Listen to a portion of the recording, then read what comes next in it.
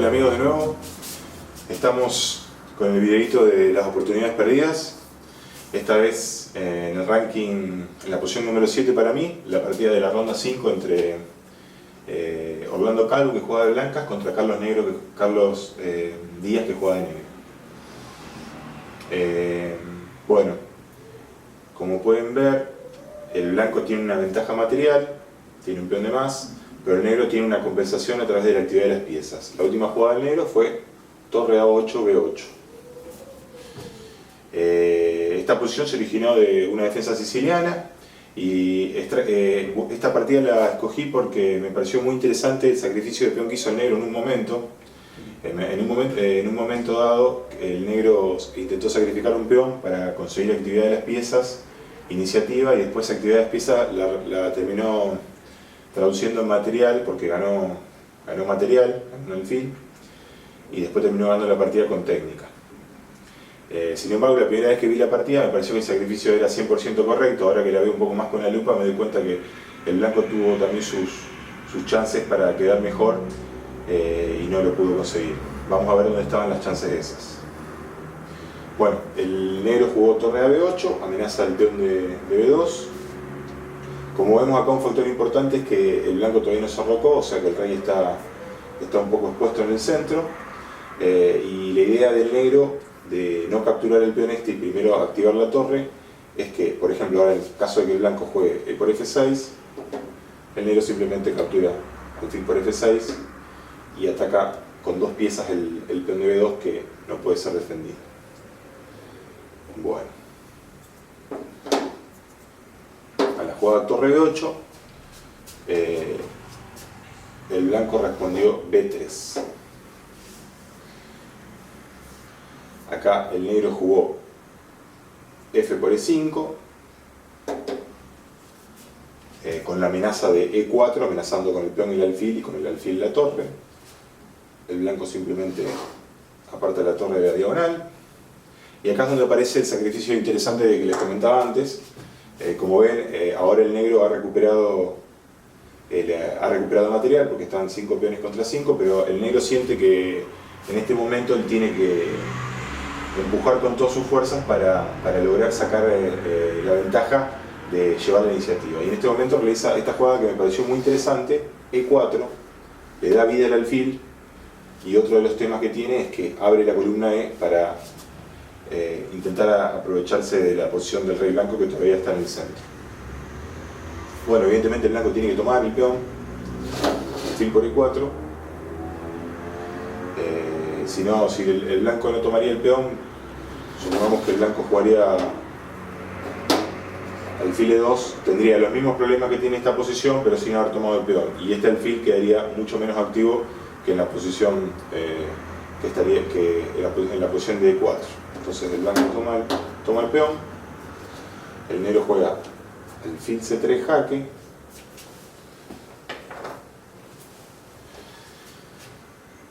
y el blanco juega rey E2. También el blanco pudo haber jugado rey F2, quizá tenía un torre jaque, lo cual podía bloquear el alfil y se da otro tipo de posición. Pero sin embargo, el blanco jugó torre 2, y acá el negro juega torre 8. Y acá aparece la posición donde está la oportunidad perdida para el blanco en esta partida.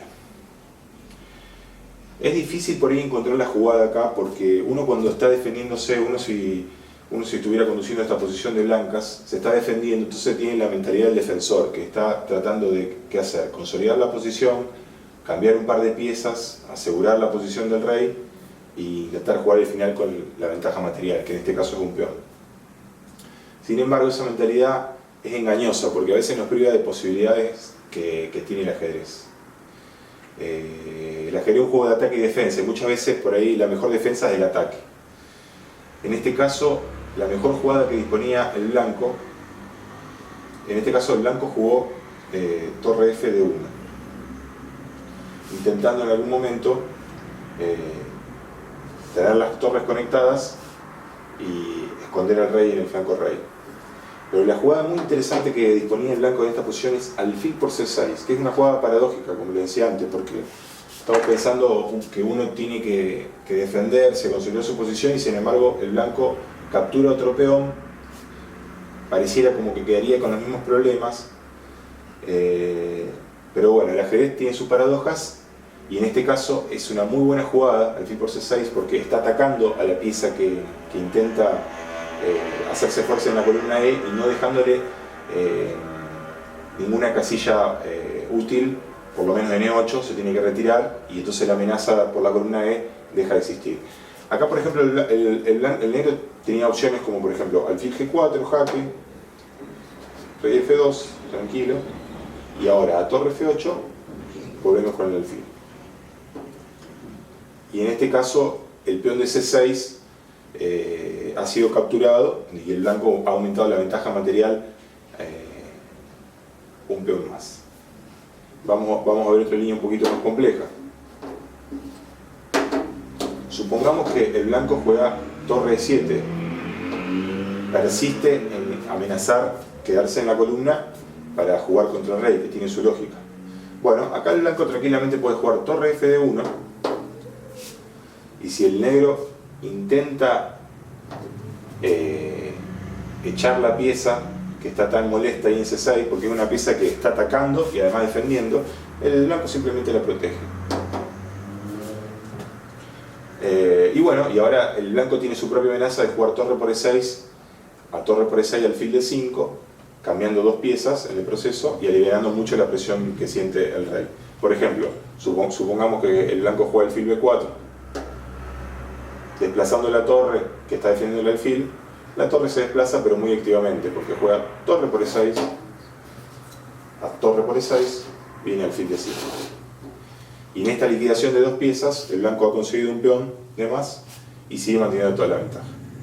Por supuesto que una jugada como torre por E2 no funcionaría, porque el torre por C2 no funcionaría, simplemente podríamos jugar rey de 1 y el blanco, el negro en algún momento tiene que defender el problema de la torre que está en el aire. Bueno, ahora, ¿qué pasaría si el negro juega... ¿Qué pasaría si el negro juega... ¿Qué pasaría si el negro juega...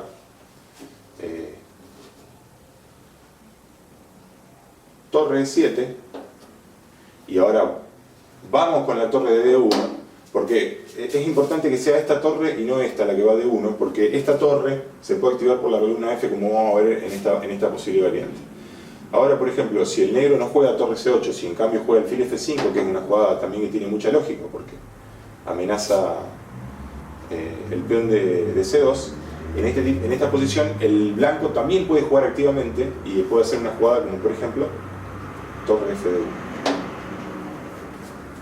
Esta es lo difícil en este tipo de posiciones en la que uno se ve sometido a presión, pero bueno, hay que calcular con precisión y ver que no nos dejamos nada colgado, y es la precisión en esta posición crítica es la que nos da la ventaja. Entonces torre F1. Por supuesto que el jaque siempre se desbloquea del fil.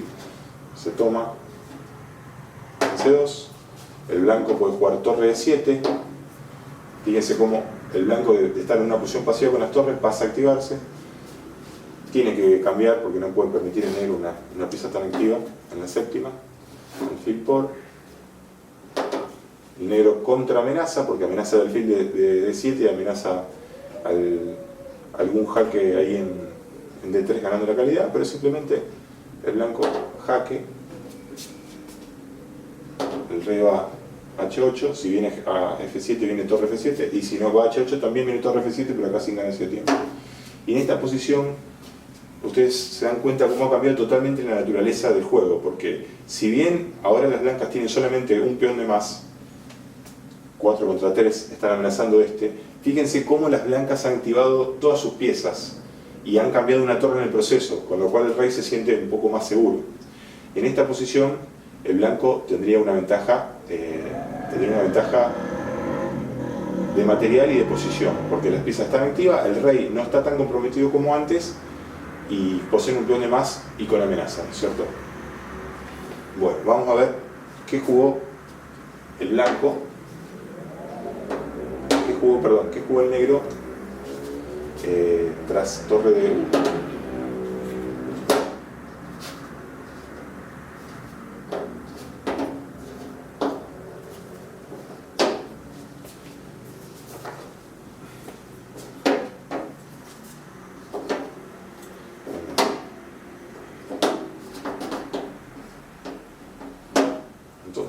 el blanco juega torre 8 y el negro juega torre F de 1.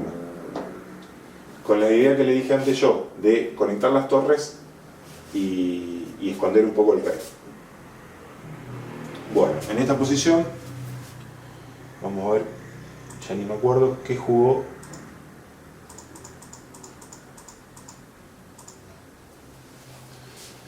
El negro jugó C5, dándole un punto de apoyo al alfil en D4 y intentando aprovechar la columna E. El blanco jugó H3, evitando la clavada. Quizá era más precisa rey F2 en esta posición, por lo que no hay ningún descubierto importante. Bueno, decidió jugar H3 y acá el negro juega alfil F7. Alfil F7, y acá otra vez tiene otra oportunidad el blanco, no tan beneficiosa como la anterior, no tan beneficiosa como el alfil C6 que tenía antes, pero la jugada sigue siendo la misma, la jugada sigue siendo alfil C6 de todas maneras.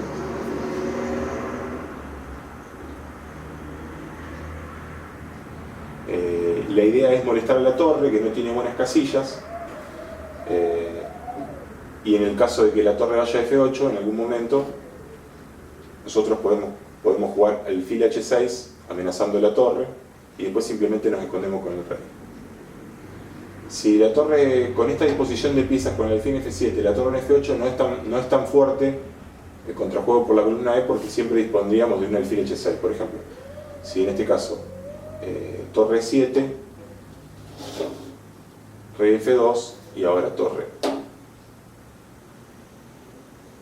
Si torre F8, alfil por no funcionaría por el alfil jaque, ¿no es cierto? Si torre F8, directamente podemos jugar alfil H6. El negro disponía de nuevo de la jugada alfil C6. El blanco, no obstante, alfil F7 quiso jugar rey F3, defendiendo con el rey las dos piezas, pero ahora viene una jugada muy buena de las negras, que es torre E6. Torre E6 intentando atacar por la columna F, pero esta vez no desde F8 sino desde F6, y acá el negro comete un error que le cuesta material jugando alfil F4.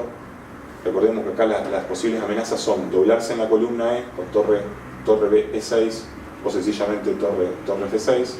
Acá el blanco juega alfil F4 defendiéndose de un posible ataque por la F, que sin embargo llega, torre F6. Ahora, como verán, el blanco está sobrecargado la defensa de los dos alfiles con el rey, y la amenaza del negro es jugar G5 y ganando la pieza. El blanco juega H4 intentando evitar G5, pero la jugada H6 fuerza el G5. Acá el blanco intentó cambiar una pieza, alfil D5, pero tras G5 el negro ganó material justamente por estar clavado el alfil de casillas negras, y más adelante con muy buena técnica ganó la partida. Bueno, este es mi ejemplo en el puesto número 7.